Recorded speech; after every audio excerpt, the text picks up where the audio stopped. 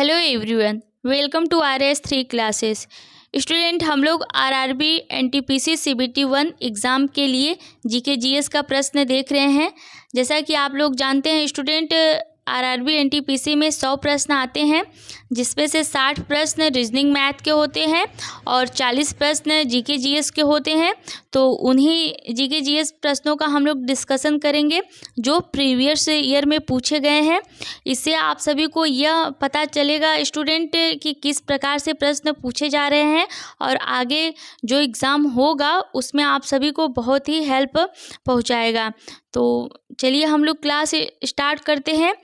और स्टूडेंट, आप लोग मेरे क्लास को लाइक, सब्सक्राइब, शेयर, कमेंट ज़रूर कर दिया करिए। तो चलिए पहला प्रश्न हम लोग देखते हैं। इनमें से किसे grand old man of India के नाम से जाना जाता है? तो किसे grand old man of India के नाम से जाना जाता है? तो दादा भाई नौरोजी को, दादा भाई नौरोजी को। और अगला प्रश्न है स्टूडेंट, आप लोग मेरा पूरी क्लास देखा करिए। आप लोग आधे अधूरे में क्लास छोड़ देते हैं और जो लोग भी सब्सक्राइब नहीं किए हो प्लीज़ सब्सक्राइब कर लीजिएगा। और चलिए देखते हैं। भारत सरकार द्वारा ग्रामीण आवास योजना को पुनर्संरक्षित करके प्रधानमंत्री ग्रामीण आवास योजना का सृजन किया गया। तो किस योजना को?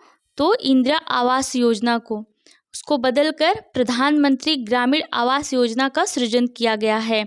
और आगे प्रश्न हम लोग देखते हैं स्टूडेंट। थायरोक्सिन के संश्लेषण के लिए कौन सा तत्व आवश्यक है? तो थायरोक्सिन के संश्लेषण के लिए आयोडीन आवश्यक है। और आगे प्रश्न हम लोग देखते हैं। निम्नलिखित में से कौन सी पुस्तक विष्णु शर्मा द्वारा लिखित है? तो कौन सी पुस्तक विष्णु शर्मा ने लिखी है? तो पंचतंत्र। पंचतंत्र ये कई बार एग्जाम में पूछा गया है स्टूडेंट, इसे आप लोग ध्यान रखिएगा।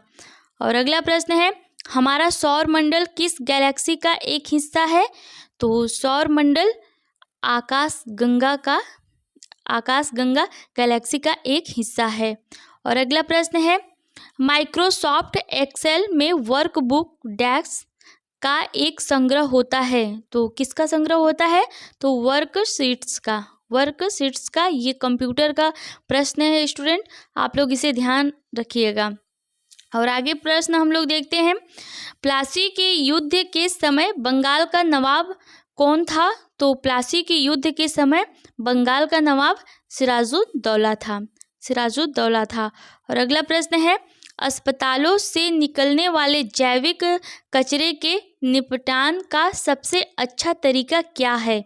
तो सबसे अच्छा तरीका क्या है? जो अस्पतालों से जैविक कचरे निकलते हैं तो उनका भस्मीकरण किया जाना। उनका भस्मीकरण जब किया जाता है तो यही सबसे अच्छा तरीका होता है। और अगला प्रश्न है, हरित क्रांति निम्नलिखित में से किससे संबंधित है? तो हरित क्रांति किससे संबंधित है? तो खाद्य और अनाज उत्पादन के लिए हरित क्रांति संबंधित है। और आगे है, वायु में मौजूद निम्नलिखित में से कौन सा तत्व की वस्तुओं को काला कर देता है? मतलब कौन सा तत्व चांदी की वस्तुओं को काला कर देता है जब वे वायु के संपर्क में आती हैं? तो किसके कौन सा वह तत्व है? तो गंधक है, गंधक। और आगे प्रश्न हम लोग देखते हैं। सीधी कार्यवाही दिवस यानी डायरेक्ट एक्शन डे की घोषणा किसने की थी? तो किसने की थी डायरेक्ट एक्शन डे की? तो मोहम्मद अली जिन्ना ने किया था, मोहम्मद अली जिन्ना। और आगे प्रश्न हम लोग देखते हैं। इकोलॉजी शब्द किसने दिया है? तो इकोलॉजी शब्द अर्नस्ट हैकल ने दिया, अर्नस्ट हैकल ने। और अगला प्रश्न है, काजीरंगा राष्ट्रीय उद्यान से होकर गुजरने वाले किस राष्ट्रीय राजमार्ग की सीमा उद्यान के वन्य जीवों के लिए मुख्य खतरा बनी हुई है? तो कौन सा राष्ट्रीय राजमार्ग है?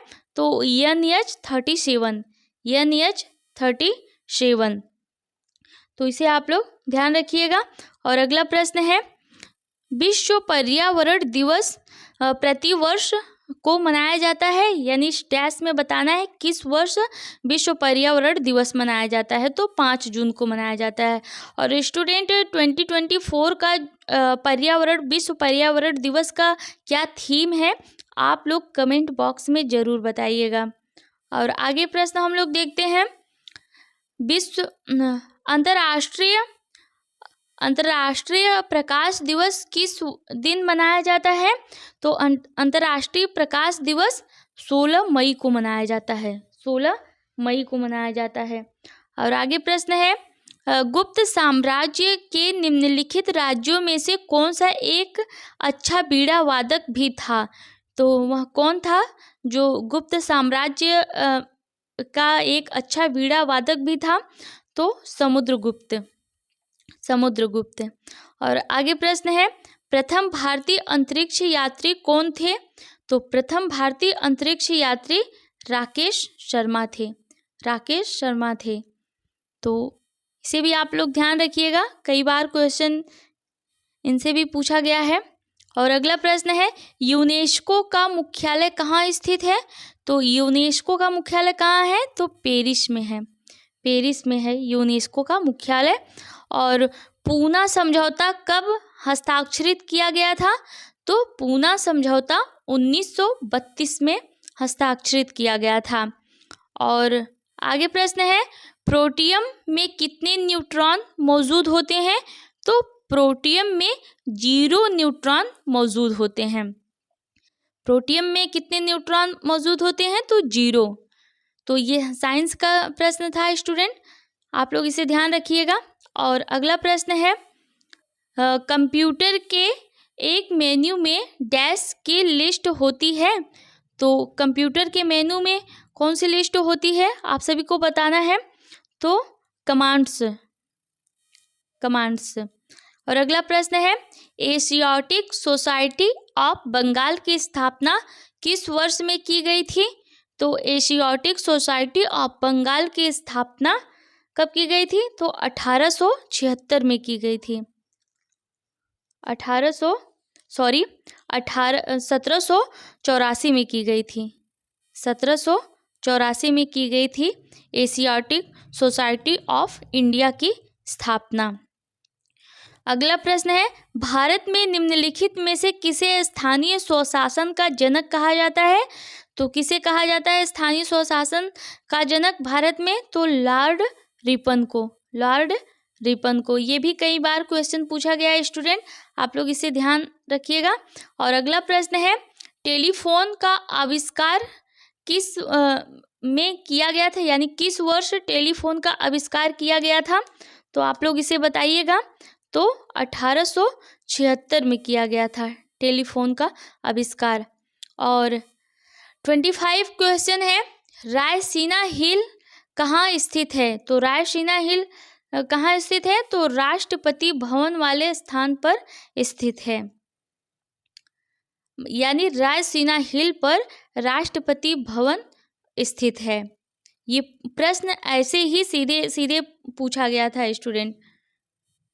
और अगला प्रश्न है, भारत छोड़ो आंदोलन डैश शहर में से शुरू हुआ था, यानी किस शहर से भारत छोड़ो आंदोलन शुरू हुआ था, तो मुंबई से। पहले मुंबई को बम्बई कहा जाता था।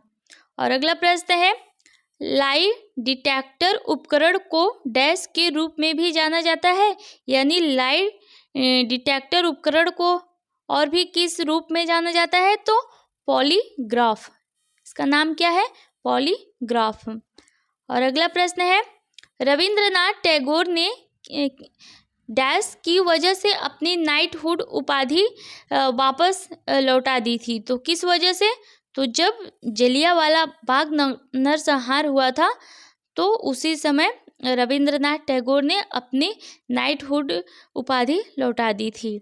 और अगला प्रश्न है 29, इनमें से किसने अजमेर में 2.5 दिन का झोपड़ा निर्मित करवाया था, तो किसने अजमेर में 2.5 दिन का झोपड़ा निर्मित करवाया था, तो कुतुबुद्दीन ऐबक ने करवाया था। और ऑपरेशन विजन निम्नलिखित में से किस किस युद्ध से संबंधित है?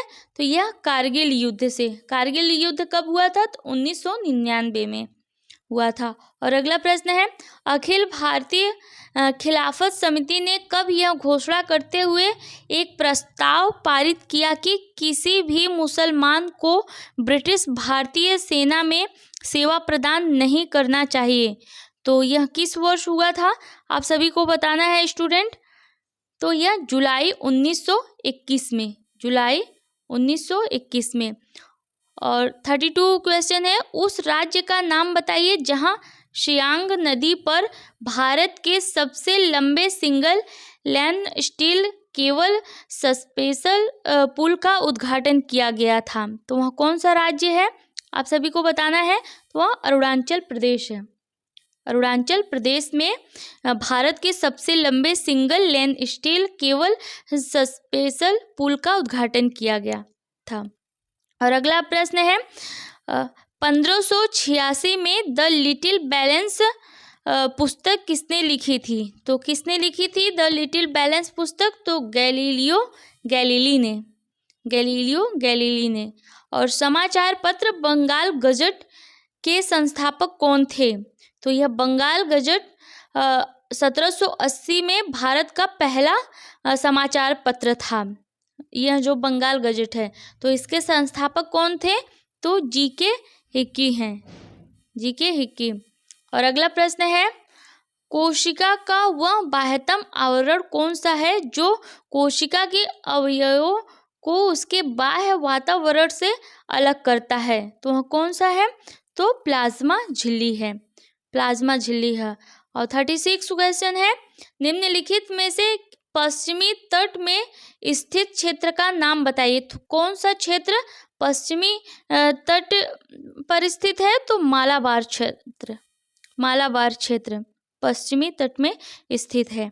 और अगला प्रश्न है, निम्नलिखित में से कौन सा समुद्र तट ब्लू फ्लैग सर्टिफिकेशन प्राप्त करने वाला एशिया का पहला समुद्र तट बन गया है?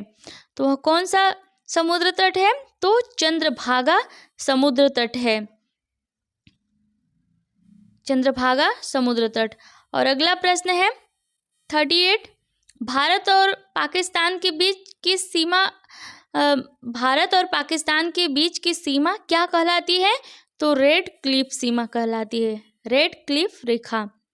और अगला प्रश्न है 39, निम्नलिखित में से कौन सा केरल का एक पारंपरिक रंगमंच है जहां 8 दिनों में 8 नाटक प्रदर्शित किए जाते हैं? तो वह कौन सा है? तो कृष्णाट्टम है, कृष्णाट्टम में इसमें 8 दिनों में 8 नाटक प्रदर्शित किए जाते हैं। यह कहाँ का है? तो केरल का है। और लास्ट क्वेश्चन है स्टूडेंट, निम्नलिखित में से किस अनुच्छेद में समानता की अवधारणा को परिभाषित किया गया है? तो किस अनुच्छेद में समानता की बात की गई है? तो अनुच्छेद 14 में की गई है, अनुच्छेद 14 में की गई है। तो स्टूडेंट ये पूरे 40 प्रश्न थे जो कि मोस्ट इम्पॉर्टेंट है। स्टूडेंट आप लोग इसे 1 से 2 बार जरूर देखिएगा, और पसंद आए तो मेरे क्लास को लाइक, सब्सक्राइब, शेयर, कमेंट जरूर करिएगा। धन्यवाद।